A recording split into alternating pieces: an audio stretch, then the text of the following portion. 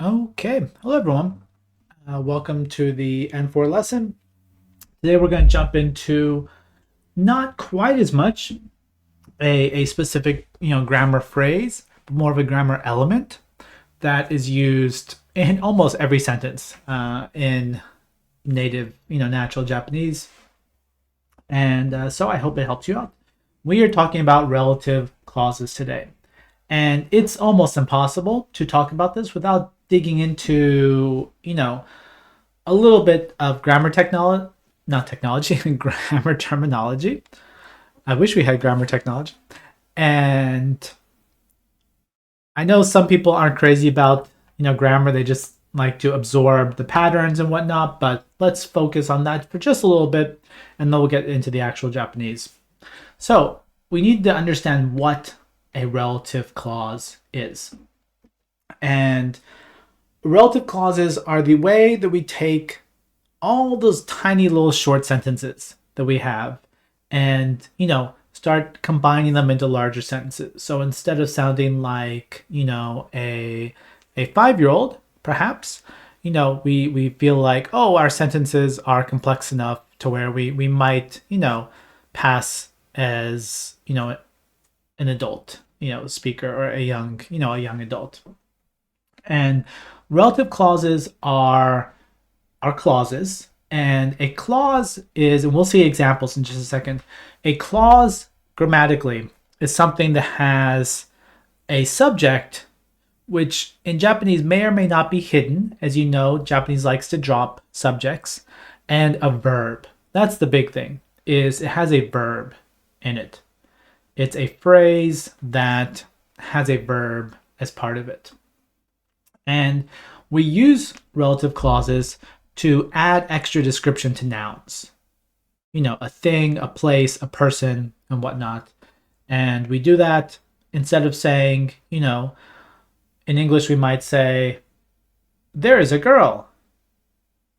The girl is eating a cat. Who knows why? She's a crazy girl. And instead of saying those two simple sentences, there's a girl, the girl's eating a cat, we could say in English, the girl eating the cat must be crazy. And inside that sentence, eating the cat, and just for anyone jumping in, I don't support eating of cats ever. But back to that, that's a relative clause. It's taking that verb and attaching it onto that noun. And let's take, oh yes, Alf. For anyone that is older than 20 or 30, you might be familiar with Alf. It was from a TV show many, many years ago, and Alf was an alien that ate cats. Anyway, let's take a look at what are not relative clauses, things we know already, and then we're going to switch over to the clauses themselves. Up until now, if we have taken a noun, we want to describe the noun, and ultimately, we have talked about describing as ways of specifying nouns. An omoshiroi hon takes all the books you could possibly be talking about, and we're now saying it's not any book, it's an interesting book. And it's not any person, it's a famous person. These are descriptors, and in this case, they're adjectives. We've used the no to add information to add specificity to a noun. So we might say Nihongo no gakusei. So, okay, of all the students here, which student are you talking about? It's not any student, it's a Japanese student or a student, studying Japanese. However, in this past panel, omoshiroi, yumeina, these are just adjectives. There's no verbs here. No verbs present. And in the second one, Nihongo, that's not an adjective at all. It's just a noun. It's just two nouns working together. They're just words. They're not a descriptive clause. A relative clause needs to be a full phrase, and like I said, now it can be rather short, relative clauses. And in fact, it can be a single word. But the key is you're going to see verbs popping up. A relative clause is going to have a verb in some form. So let's take a look at some examples.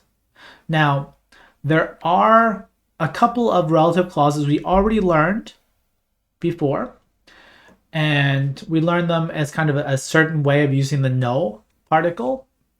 And so, kami no nagai hito, or watashi no yonda hon.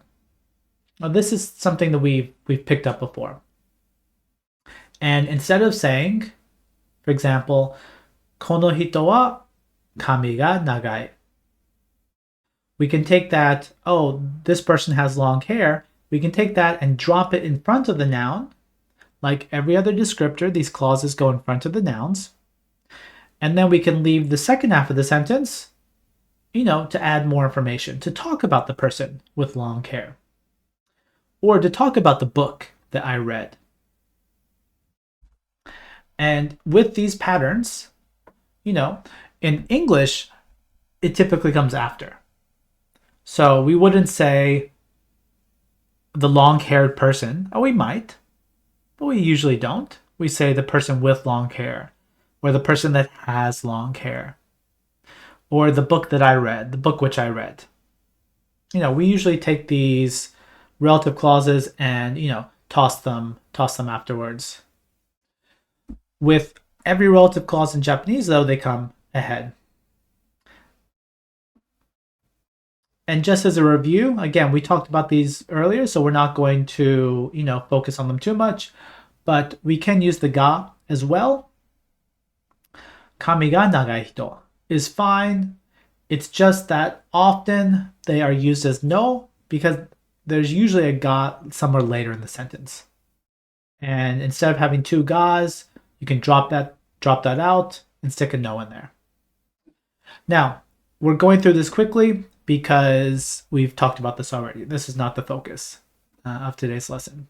So let's take a look at some actual relative clauses. And we have two right here.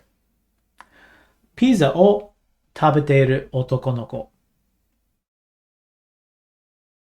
Now, let's take it and let's look at that sentence and think about if we were going back to our simpler sentences, how would we typically write this?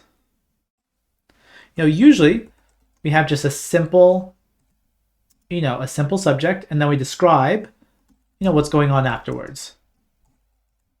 So if you take a look in the channel, otoko no ko wa pizza o tabeteru. This is a sentence that you've learned how to do. You can use it without a problem. And it might look like this. It might also look like this.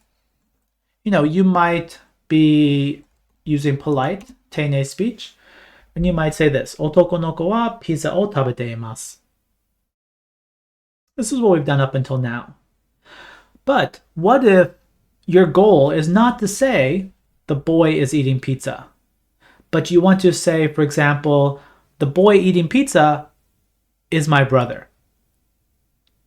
If we were to stick with the simpler Japanese, we couldn't do that in a single sentence. We would say, otoko no ko wa pizza o tabete imasu. Sono otoko no ko wa watashi no ototo desu. We'd have two separate sentences. Here, with the relative clauses, we take what's typically everything that comes after the wa. Typically, it's everything that comes after the wa becomes your relative clause, and we drop it in front of the noun. Pizza o tabeteru otoko no ko. Now, I want you to key in on a couple of things with this sentence. Number one, relative clauses are always in the casual/short form of Japanese. In other words, no matter if your sentence is polite or casual or super formal, it's going to be pizza o tabeteru otoko no ko. You cannot say pizza o tabete imasu otoko no ko. That doesn't work. A relative clause is going to take the short or casual form, depending on how you learned it, regardless of what happens later in the sentence. So let me give you an example. I'm going to stretch this out. Before I told you if you want to say this, the boy eating the pizza is my brother.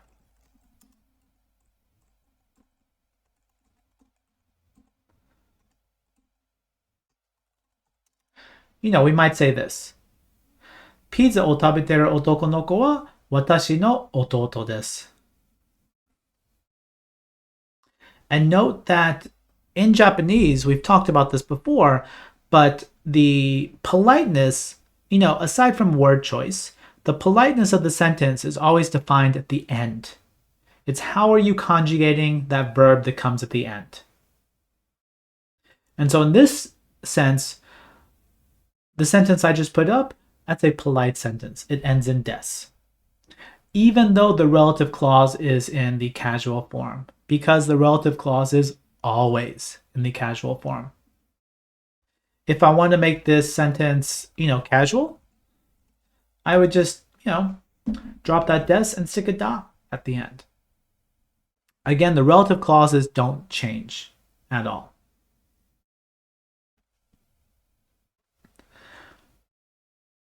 Now, with the second sentence, we are talking about the pencil. Such an exciting sentence, I know. The pencil that was on top of the table. And you can see here, typically, if we were using, again, the simpler form, you might, why are we talking about pencil that was on the table but no longer is? Maybe you're looking for that pencil. It's a very special pencil to you. It's a pencil with Kao-chan on the side of it, and you might say, 鉛筆がテーブルの上にあった. The pencil was on top of the table. So of course now you're looking for the pencil. It's gone. So, but you want to say, instead of saying, 鉛筆はテーブルの上にあった. 今どこ? You don't want those two broken up sentences. You want to say, where is the pencil that was on top of the table? Did you take it? Did you eat it? Is Alf eating pencils in addition to cats? We would use the relative clause to do that.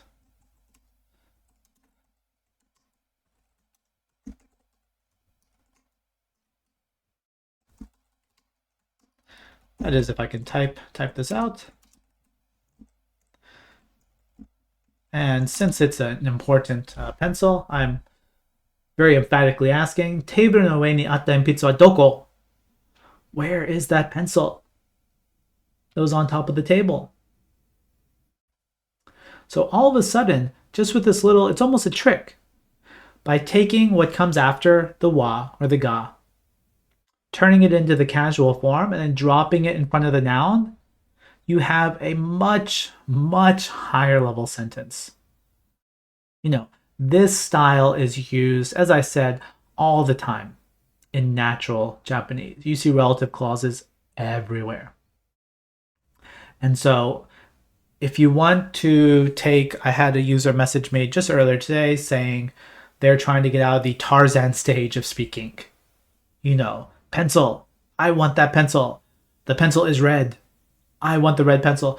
And start taking those, sentences and pushing them together, you're going to need these relative clauses. And note that in these relative clauses, there's not really a subject in there. Pizza o tabeteru otoko no ko. There's no subject. Why? Because the subject is what comes after. The subject is what the relative clause is referring to.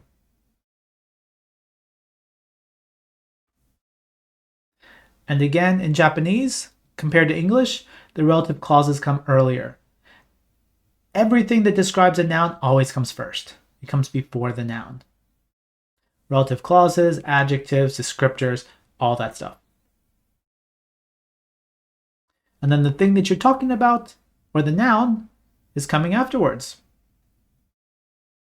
So, although we already mentioned it a little bit in the channel, let's look at, a full sentence that's using these. Again, we're talking about the same, the same thing that we had before. We have the boy eating pizza, and then we have the pencil that was, on top of the table. So in the same way that you can use an adjective, and you're all probably fine using adjectives, anywhere you can use an adjective, you can drop a relative clause in there. Again, it's a descriptor. It describes the noun, and so just stick it in front of that noun. So as long as the noun's there, you've got a place to use that relative clause. So again, if there's a mysterious boy eating pizza, you're like, wow, that boy's so cool. Who is he? And your friend says, which boy? There's lots of boys. And you say, well, let's see, which boy is it? Oh, it's the boy eating pizza. ピザを食べてる男の子誰ですか? You could use it like that. And again, it's the otoko noko is taking the form of the subject. And this is, it might be a bit of a shift for you because up until now, the subject or the topic has always come at the very front of the sentence. And now it's slowly disappearing. It's slowly getting further and further inside the sentence because we're putting more and more extensive Japanese on the front of it. And so, yeah, in English, the boy who was eating pizza or the boy eating pizza, that, that makes the most sense. I guess if you want to say the pizza eating boy, which sounds like a bad band name, you could, but it just doesn't really roll off the tongue. And as you get further and further in Japanese, I promise you, you will be able to de-link your native language, whether it's English or whatever, from the Japanese more and more easily. It is almost impossible at the beginning. That translation step is going to be in there. But as you get further on, you're not going to think, oh, these words need to go in this order in English, therefore they need to be in this order in Japanese. That will stop disappearing, or that will stop appearing in your head, and you'll be able to formulate these sentences much more easily. Again, I guess if you are being a bad brother or sister and you took the pen that was on the table, or the pencil, you might say this. 私はテーブルの上に鉛筆を取った. I took the pencil that was on the table. Ha ha ha ha. I'm not giving it back. That's exactly something that my children will say to one another. They love each other, but kids are kids. And so they're always taking each other's things. And again, the pencil here is this, and here, the pencil is actually the object of the sentence. Earlier, take a look at the top. Otoko noko wa dare desu ka? Otoko noko is taking the place of the subject. Or not taking the place, it is the subject. And we are modifying the subject. We're adding extra information by saying, hey, that boy, it's the boy eating pizza. Down below, the pencil, I took the pencil. Which pencil? The pencil that was on the table. So these relative clauses, again, can go anywhere. They can be attached to the noun. They can be attached to the object. You could use it to describe, the location of where you're meeting. Let's meet at Starbucks. Does anyone know the abbreviation for Starbucks in Japanese?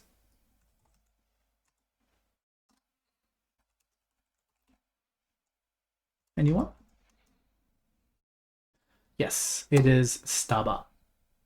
So let's say you're talking to your friends and you say, Staba de aimashou ka? How about we meet at Starbucks? And someone says, Dochi. There's more than one. There's more than one Starbucks. Which one? Which one do we meet at? And I might say,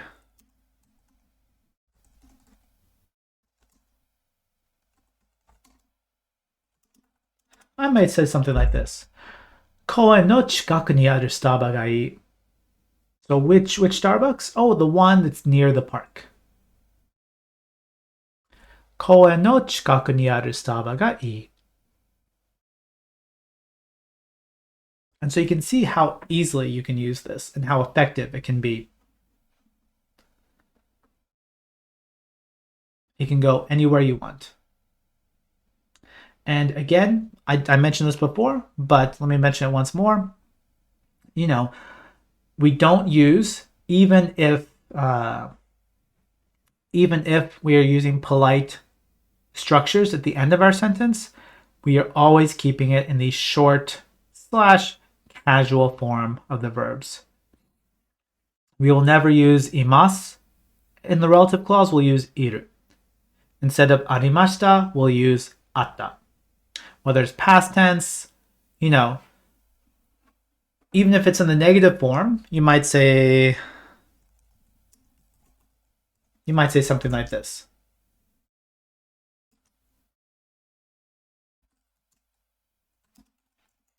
Let's say you're going to, I hope a place like this exists, a magical place with 100 different types of pizza. And every time you have a few more types of pizza. And after a few times, your friend says, so which is the pizza you haven't eaten yet? Mada tabete inai pizza wa dore?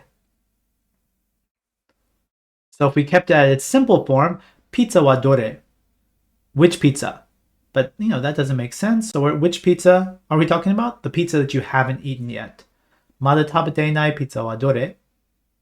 And again, even the negative form, we're keeping the casual version of it.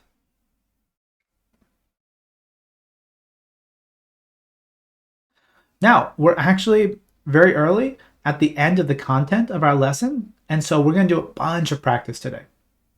Instead of, there's not too much depth to relative clauses, but it helps to practice it. And it's hard to practice these without having pictures. So I had a little bit of time with Midjourney earlier today. And although I'm not particularly good at Midjourney, I did my best and tried to get some pictures that we're going to use today. So we're going to keep it simple.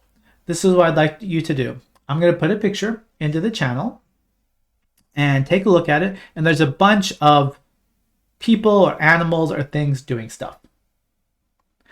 And what I'd like you to do is talk about one of them. And you could even keep it really simple and do something like this. There is a girl who is doing this. There is a cat that is doing something. So the back half of the sentence, just keep it simple. Just use iru. You can use something more complex if you'd like, of course. But if you want to keep it simple, just describe, it's one of those, what do you see activities. And don't say the girl is, eating the cat. Say there is a girl eating a cat. Let's get all that information about the subject and drop it in the front. Let's use our relative clauses. Okay? And for our first picture, I'm going to use this one.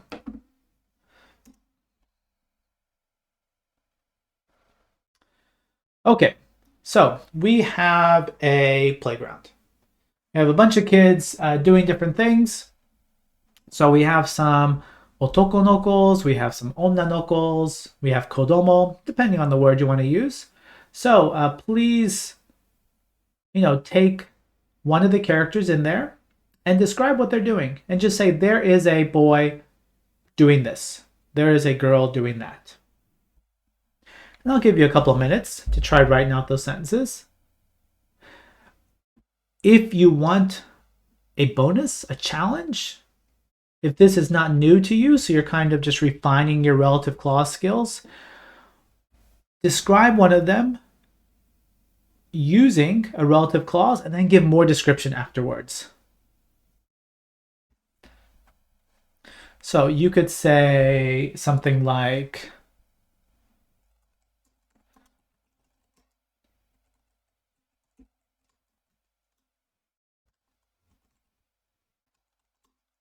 just as an example, oh, I copied the back half of Pifo's sentence without realizing it, but my different person, 前に立っている男の子は笑ってる. So I've got the relative clause, 前に立ってる, standing in the front of the picture. The boy standing in the front of the picture, is laughing. And then FIFO did the same thing, except they use 階段を降りる. I'd probably say 降りてる because they're in the middle of it. 階段を降りてる女の子が笑ってる. The second half of the sentence doesn't have to be another action. You could say something like this.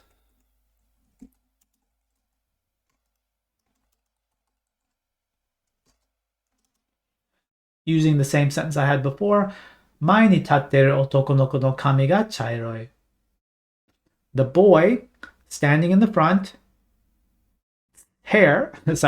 the boy standing in the front, his hair is brown.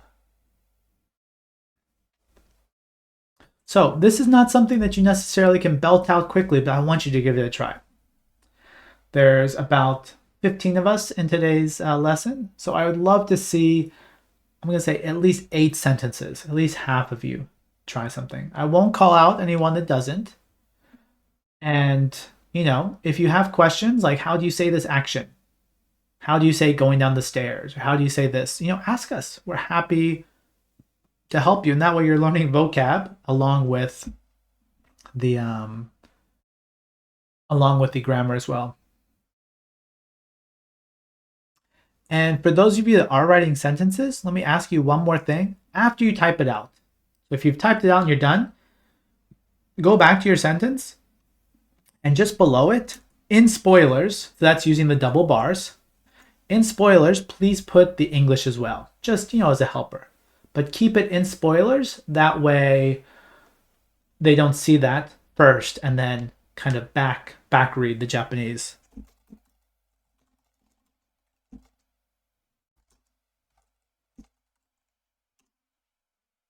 That's not required, but if you're done, you put your sentence out. And it's probably, you know, with kanji differences like that, I feel like natives don't pay too much attention to it, but I believe it would probably be the second. But again, it's one of those things where it's in the situation where they're not going to say, wait, this is so wrong kind of thing. In the same way that I don't want to break up the conversation that's going on, but just real fast. You know, there's 2 meters. And the second one is more often used for like watching a movie or whatever. But everyone uses the first one. I feel like if you use the second one, the rarer version of kanji, when there's 2 different kanji, then you want to have it right. But a lot of people just use the more common version for all usages.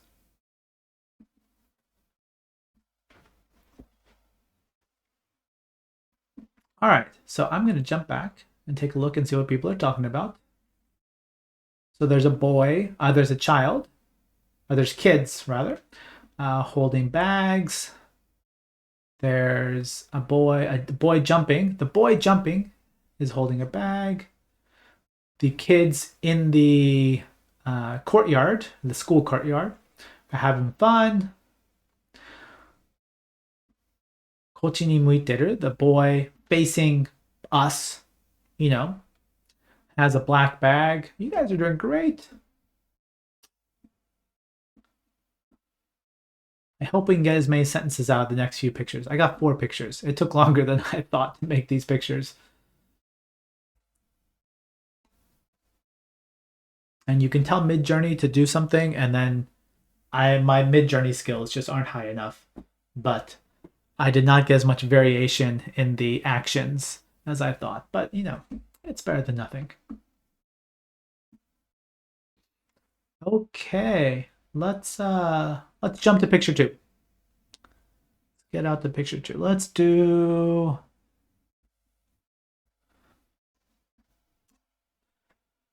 this one. Now, if you're wondering, I asked for a party with robots or a party of robots. So let's just pretend all the people at the bottom are Westworld style robots, including the man, I think it's a man, second from the left, that they had a low res version of their face. But let's take a look. Yes, please don't. I hope this isn't the last thing you look at before you go to sleep, but don't worry. I will do the cutest picture last. That way you have something good that will go into your dreams. Take a look at this picture. Same thing. What are they doing? Choose someone in there and talk about what type of person they are. Basically, you're answering the question if I said, which person? And you're saying, well, it's this person. The person that is doing this. The person that looks like this.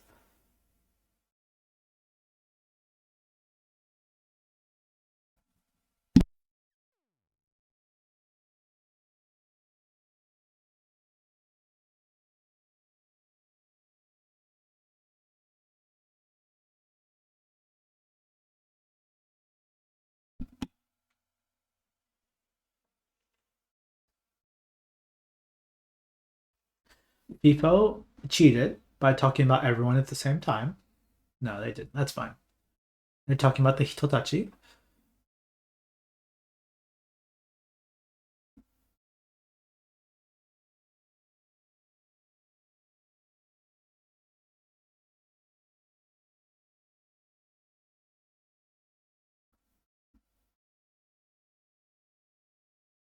What else? What else do you see? In retrospect, I now realize I should have asked for Bender to be one of the robots, but I'll do better next time.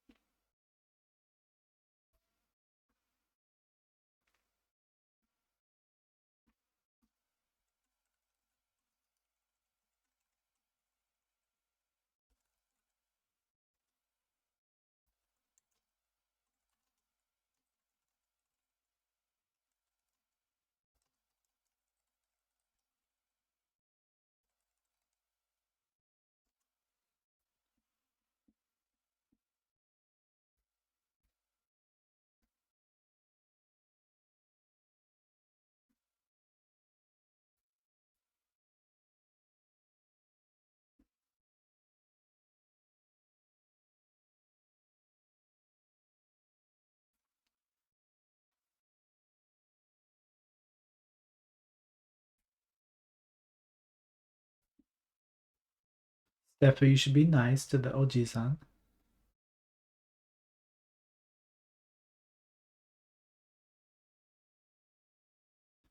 Jeff is talking about the power imbalance between the humans and the robots.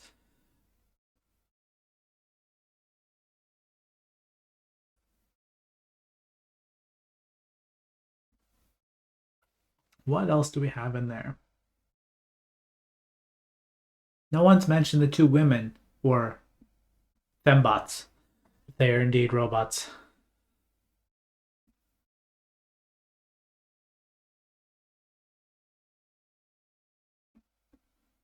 FIFO actually is talking about the lamp hanging from the ceiling, which is cool.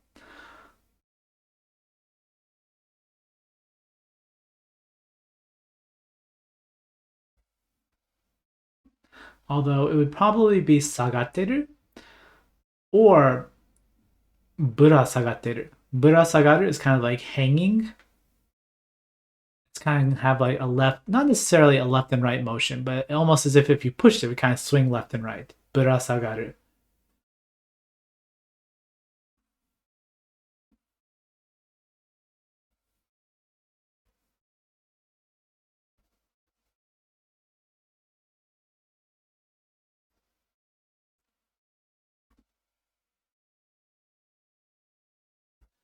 Okay, are we ready for the next picture?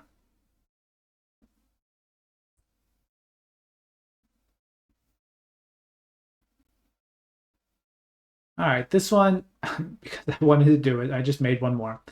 And this one's only going to have a couple of sentences, but give it a shot.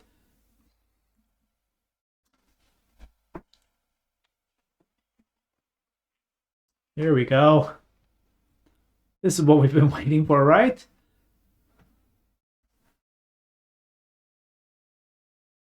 All right, so maybe not as much variation, but let's try and get a sentence out. A sentence or two. And then we'll switch to the other two that I had pre-prepared.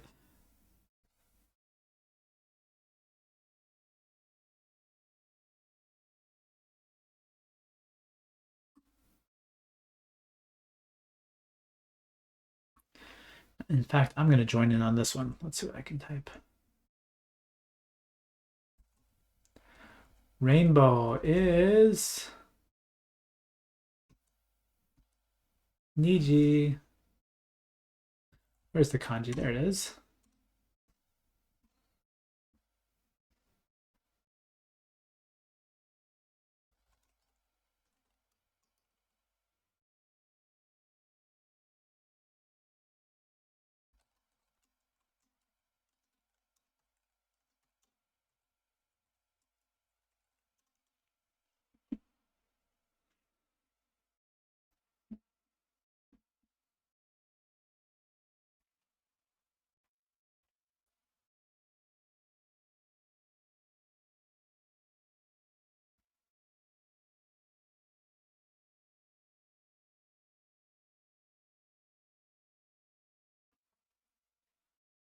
Oh, how are our cats doing? Jeff did a nice sentence kind of explaining everything at once.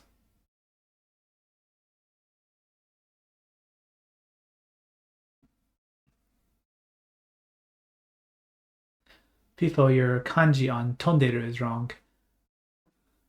Probably a misconversion by your IME.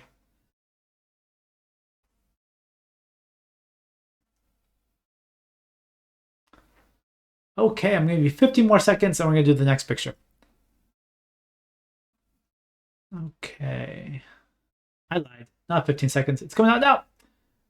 There we go. Come on, Discord.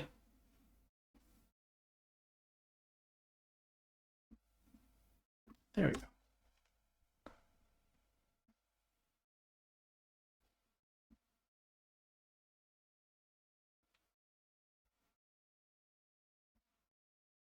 When I came up with this prompt, if you've ever used Midjourney before, it gives you 4 pictures for the same prompt, and then you can do variations on a specific one, get one of them blown up or whatever. And 2 of the other ones had realistic children, which was somewhat terrifying. So I stuck to this one.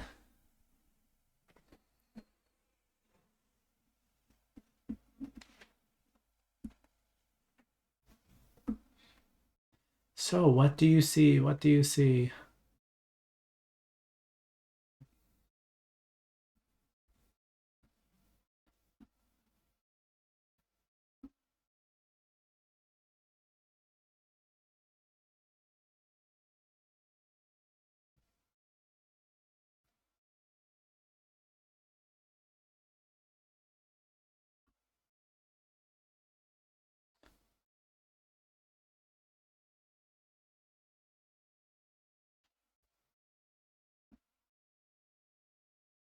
So just describe what you see using our relative clauses. Pick one of them and say the student sitting there, the girl sitting there, the boy standing, the boy talking to their friend.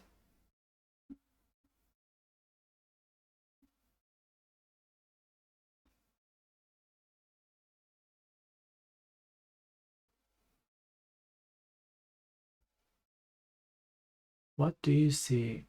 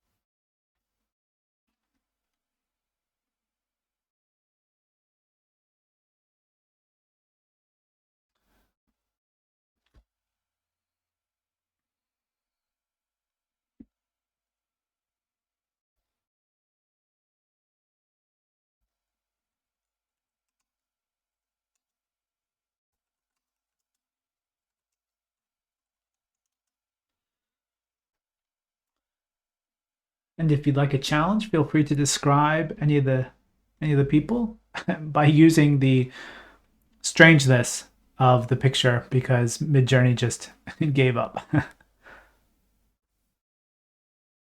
I see several hands blending into tables, lack of arms altogether. There's some Escher-esque action with the girl in the front and center.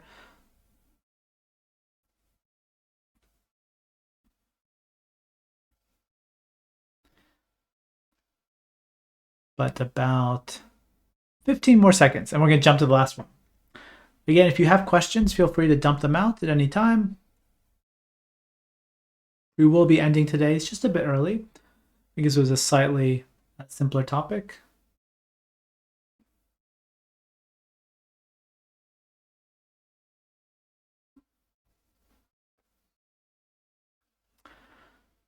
Okay, and let's, hopefully this is the least terrifying of the 4 pictures.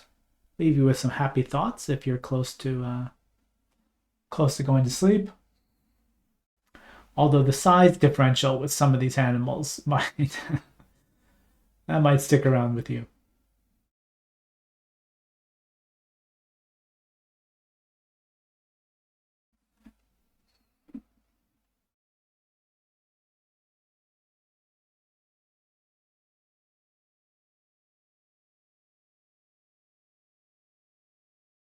So pick an animal and describe it. This is the last chance you have today for today's lesson.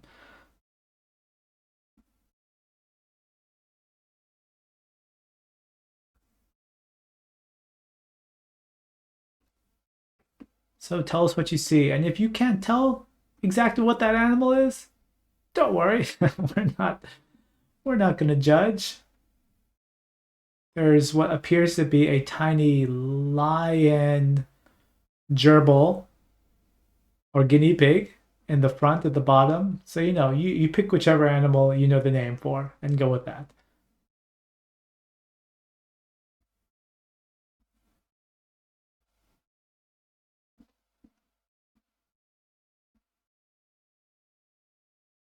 Kadrian, I believe that animal is a stuffed turkey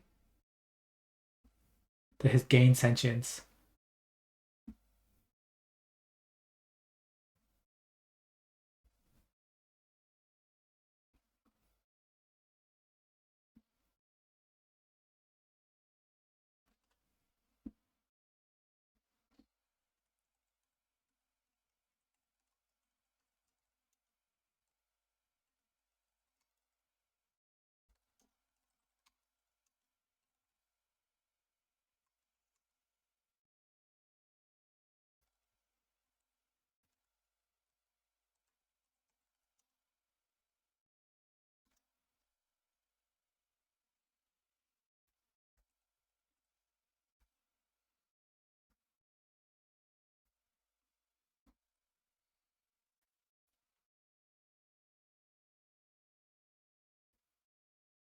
All right, you have 1 more minute. I know you're taking your time to think of the sentences. Don't worry.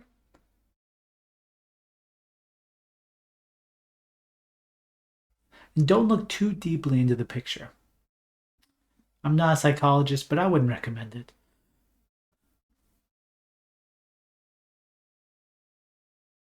Mayo used one of my favorite Japanese words, which is relax. I don't know why, but it's a fun word to say, relax.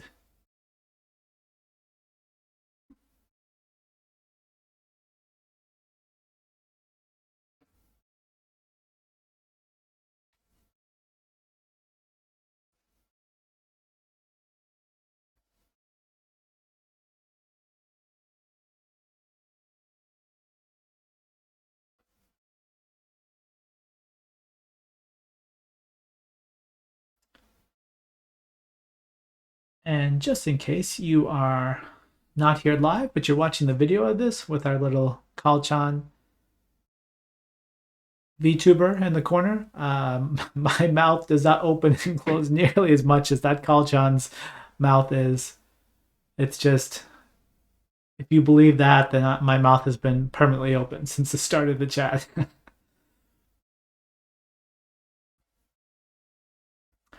Okay, if you're typing, go ahead and finish up what you're typing. But I want to say we're going to go ahead and wrap things up today. These are, oh, I do have one last. If you jump back to the screen share, we did go ahead and wrap all three types, or not three types, all three versions of our relative clauses into a single sentence. So if you really want to frustrate someone, you can use all of them together like this and say, 髪の長い人はテーブルの上にあった鉛筆をピザを食べてる男の子にあげました。So you could say that the person with the long hair gave the, and see, translating this to English requires you to kind of jump back and forth in the sentence. The person with long hair gave the pencil that was on the table to the boy eating pizza. Because maybe that's an after pizza snack for the boy. Maybe the boy is one of those robots from the other picture. I wouldn't expect you to see this many relative clauses in one sentence, but it's just showing you that, hey, these can go anywhere. The first one's being attached to the subject or the topic. The second one is being attached to the object of the sentence, that's the pencil. And the third one is attached to the indirect object, the boy that's receiving the action, that's getting the pencil. Anyway, thank you so much for joining us in today's lesson. I hope that relative clauses feel a bit closer to you and that they don't feel quite as scary, quite as unobtainable, and that's something that you might be able to use if you are describing things to other people. This will be up on the list of videos on the Discord, as well as in our YouTube channel, if you can find it. And it will be up shortly inside of the Renshu app as well. Thank you so much, everyone. Hope to see you next time.